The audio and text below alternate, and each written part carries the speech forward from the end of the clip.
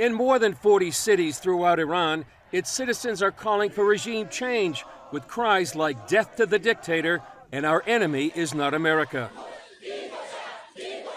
Thousands also blame the government after a building collapse in Tehran that killed dozens. It's become a symbol of the failure of the regime. And as it has in the past, the government has sent out its security forces to brutally suppress the protest.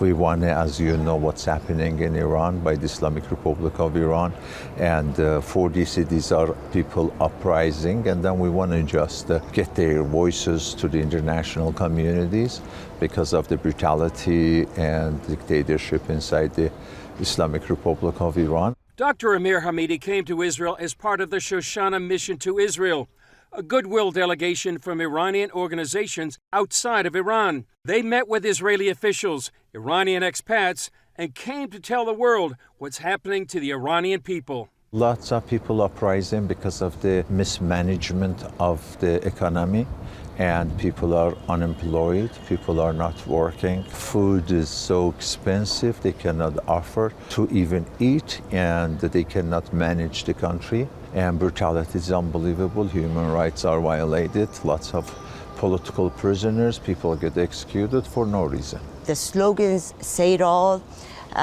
These slogans want to do away with the regime, with the Islamic Republic. They say our enemy is not the United States, our enemy is here in Iran. What they say is we don't want neither Gaza nor Lebanon, our life is for Iran.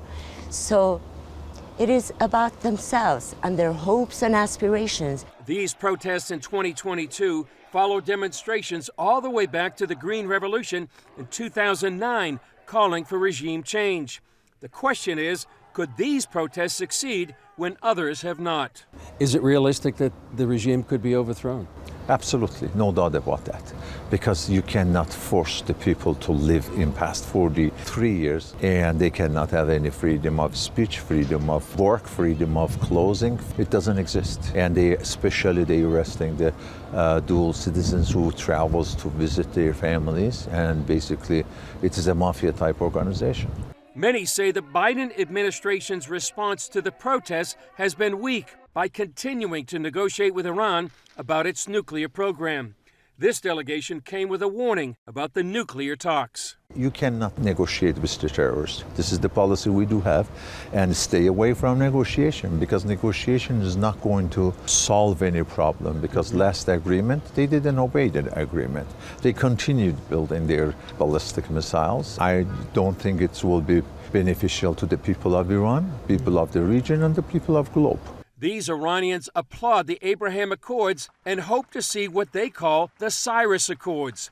Those accords would be named after the ancient Persian king Cyrus, who blessed the Jewish people and allowed them to rebuild Jerusalem. The Cyrus Accords embody the aspirations and the hopes of what Iranians want.